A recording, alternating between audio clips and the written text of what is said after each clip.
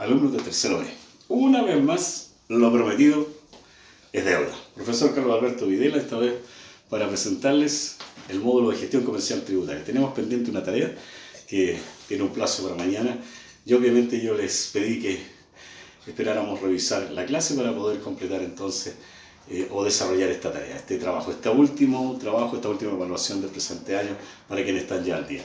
Un gusto de saludarlos, un afectuoso saludo en esta calurosa tarde. No sé a qué hora vas a ver esta clase. Si te gustó, indícalo ahí, ¿no es cierto? Y si tienes una sugerencia o alguna idea también, señala al final de la clase. Primero le vamos a pedir a Dios que nos dirija en oración para llevar a cabo esta tarea. Querido Padre que está en los cielos, la labor de enseñar no es fácil, es una labor difícil. Y yo le ruego, Padre bendito, que bendiga mi vida para poder llegar con este proceso de enseñanza-aprendizaje a mis alumnos. Bendiga sus vidas, sus hogares, a su familia. Usted conoce la realidad de cada hogar, Señor, y yo ruego una bendición especial por cada uno de ellos. Usted conoce, dice su palabra, la disposición de nuestro corazón. Y ruego, Señor, que usted atienda nuestras necesidades, nuestro clamor, en el nombre poderoso de Jesús, yo lo suplico. Amén y amén. Bien, mis queridos alumnos, hay una linda reflexión que dice: con mi voz clamé a Jehová y Él me respondió desde su monte santo. No dudes en pedirle a Dios que te ayude. Nunca pienses que Él no es capaz de hacerlo. Recuerda que hay una reflexión anterior que revisamos: todo lo imposible para los hombres, para Dios, solo para Él, sí es posible. Bien, vamos al trabajo y al desarrollo de este módulo de gestión comercial tributaria. Hemos estado conversando lo que es impuesto global complementario. Esto está un poquitito en boga, así como en moda esta palabra, ¿no es cierto? Porque se habla de un retiro del FP y que los que van a pagar impuestos, y este impuesto a los que retiran determinada cantidad de dinero se llama, ¿no es cierto?, impuesto global complementario. Se va a afectar el retiro de la renta. Entonces ya por lo menos estos conceptos que absolutamente cuando los escuchaste por primera vez, sin duda alguna, te sonaban muy abstractos, muy fuera de lugar, inentendibles, pero hoy día ya vamos acercándonos a la realidad. Ya sabes que cuando hablamos de la segunda categoría de la ley de la renta, hablamos de los ingresos de las personas. Y nuestro trabajo está hoy día orientado a aquellos trabajadores que emiten boletas de honorario, también llamados independientes.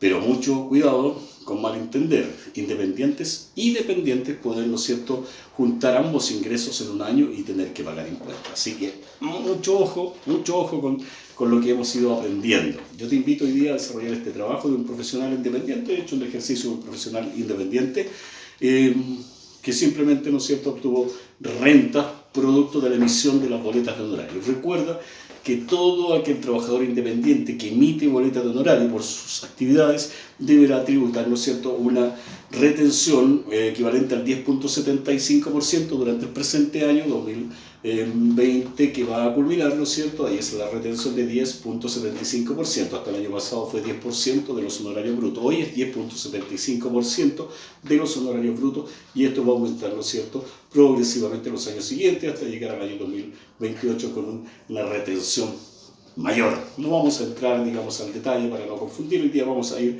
exclusivamente a lo que nos aboca, a desarrollar nuestra tarea, nuestro trabajo que vamos a hacer. Quiero que comprendamos entonces que este impuesto global complementario es una tabla a la cual llegan todas las personas que han, ¿no es cierto?, obtenido ingresos superiores a cierto monto. Cuando digo cierto monto me estoy refiriendo a alrededor de 13.5 unidades tributarias, ¿no es cierto?, anuales en UTA, y eso está expresado en alrededor de aproximadamente 8 millones hasta el mes de abril del año presente, y por lo tanto evidentemente hay variaciones porque toda la unidad tributaria mensual y la unidad tributaria anual van a ir sufriendo cambios, van aumentando en su valor.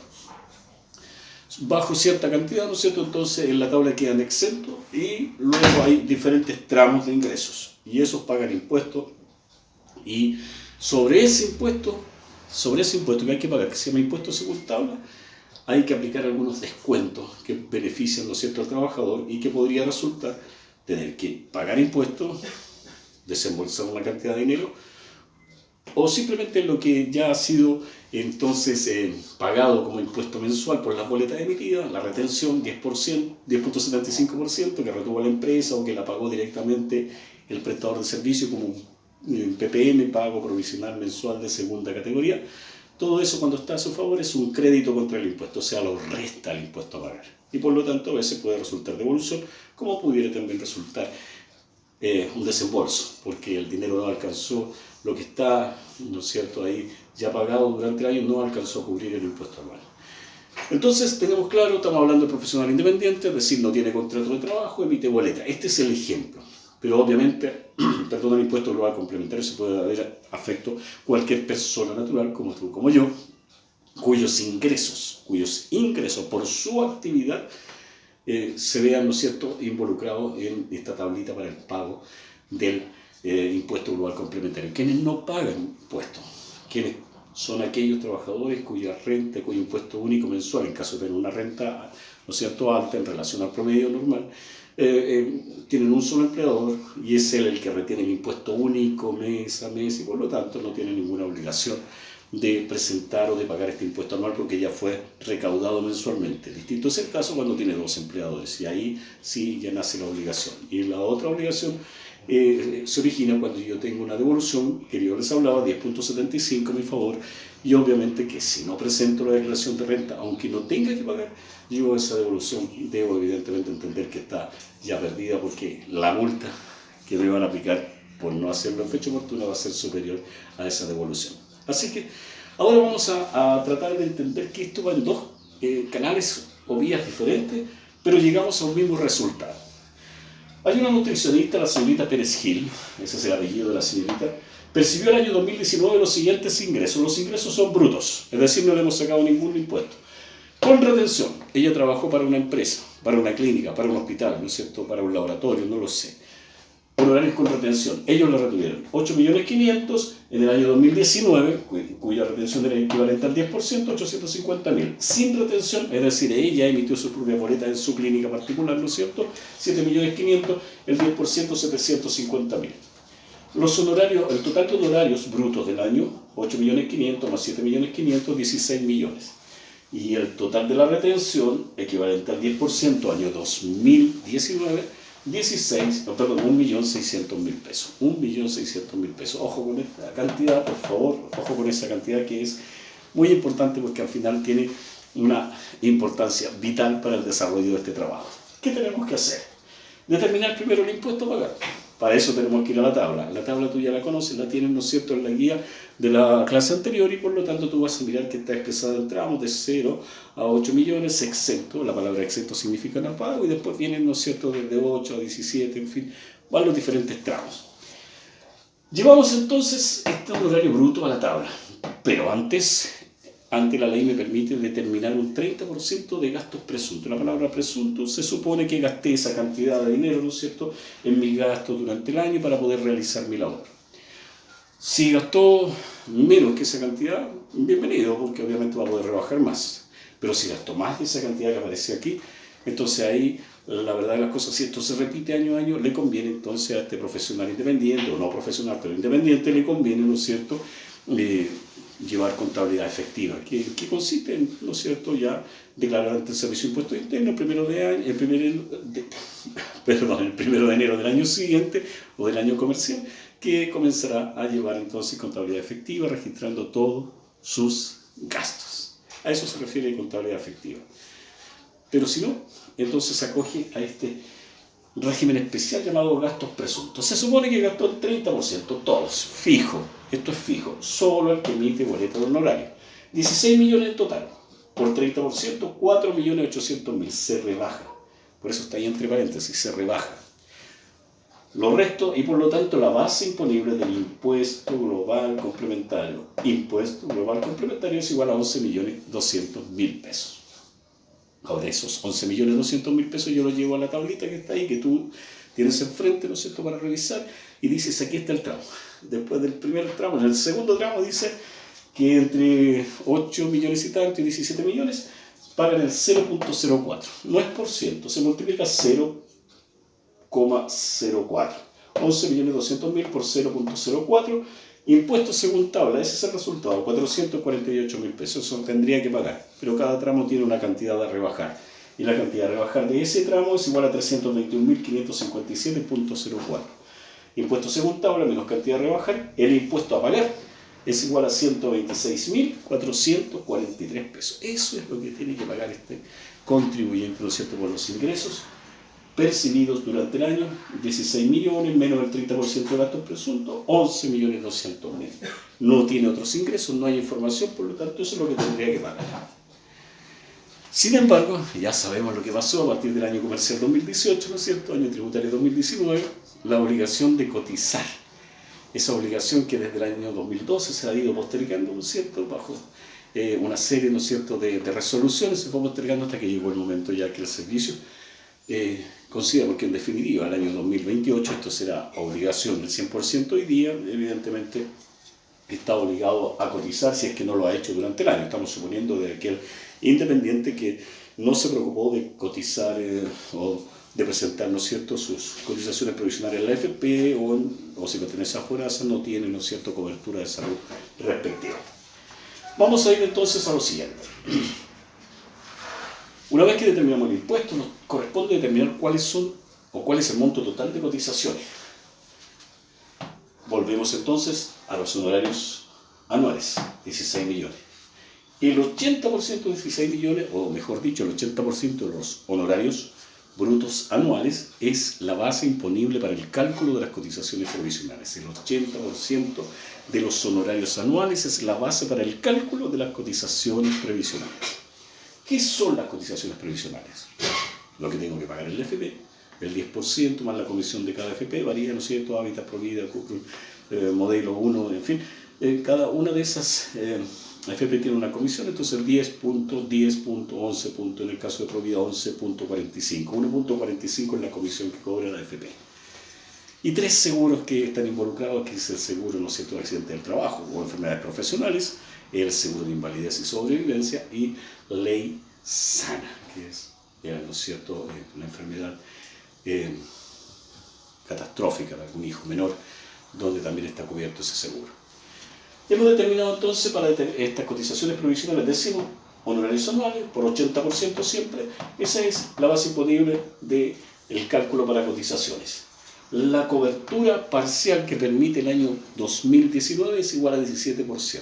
El año 2018 partió con un 5%, el presente año 17% y el próximo año, es decir, el año 2020 que estamos viviendo para el año 2021 será entonces de 27% e irá aumentando hasta llegar al 100% en el año 2028.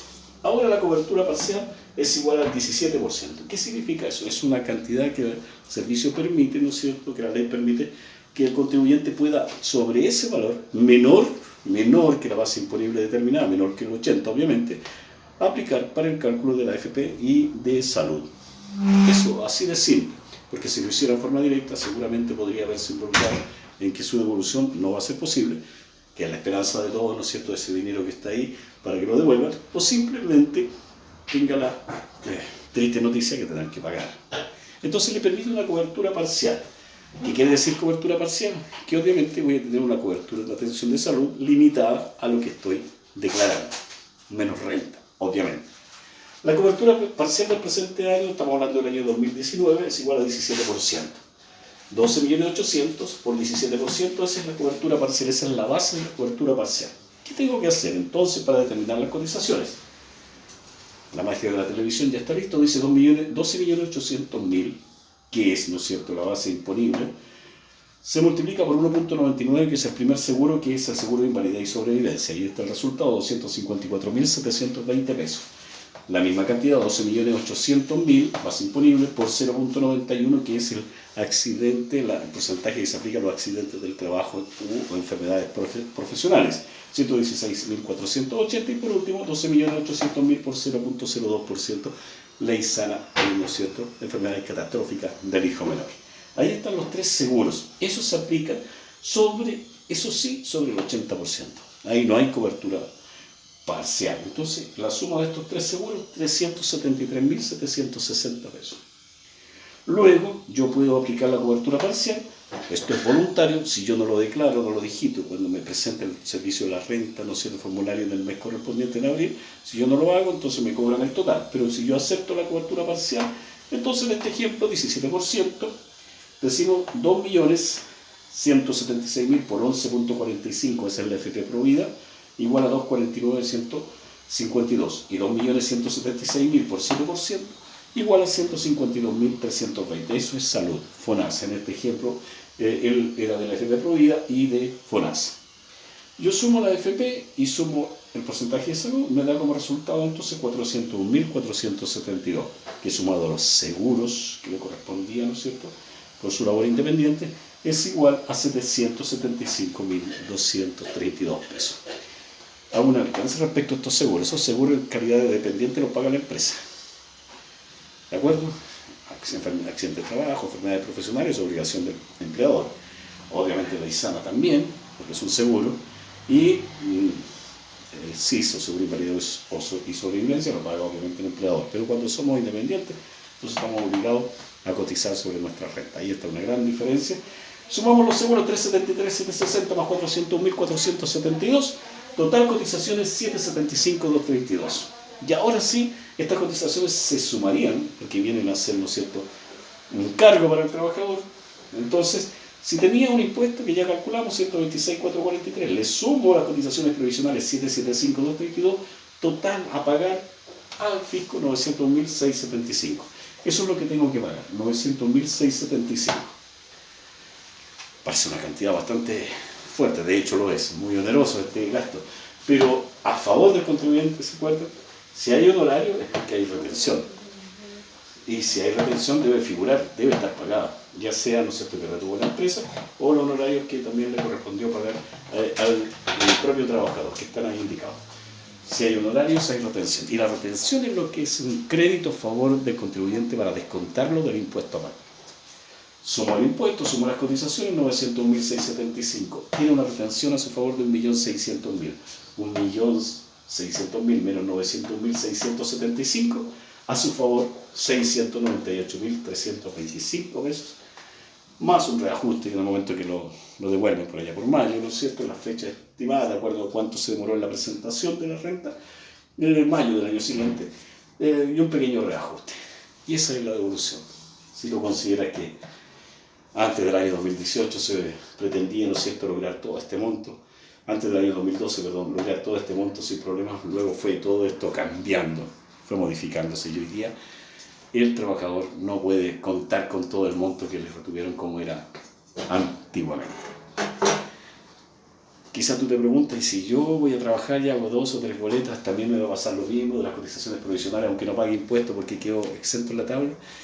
No te preocupes, hay ¿no es cierto?, hay una base imponible que, de ser inferior a la cantidad de ingresos mínimos vigente hoy día, 326.505 ingresos mínimos, no te permitirían, ¿no es cierto?, bajo ningún punto de vista, verte en la situación de tener que afectar tu renta, ¿no es cierto?, para el pago de impuestos. Así que si te emiten una boleta, tú al año siguiente si emites una boleta, al año siguiente vas a poder solicitar esa devolución pertinente. Así que mientras no entres en un tramo con una determinada cantidad de dinero, no vas a verte afectado en ese aspecto. ¿De acuerdo? Bien, espero que hayas clarificado la tarea todavía, lo que no has entendido. Si tienes alguna duda, ya sabes cómo comunicarte conmigo, y si no, ahí déjalo apuntadito para que rápidamente podamos corregir, pero lo importante es que subas tu tarea sin errores, lo posible para obtener la máxima de nota, pero también que hayas aprendido que ese es el objetivo fundamental de cada clase. Mis queridos alumnos,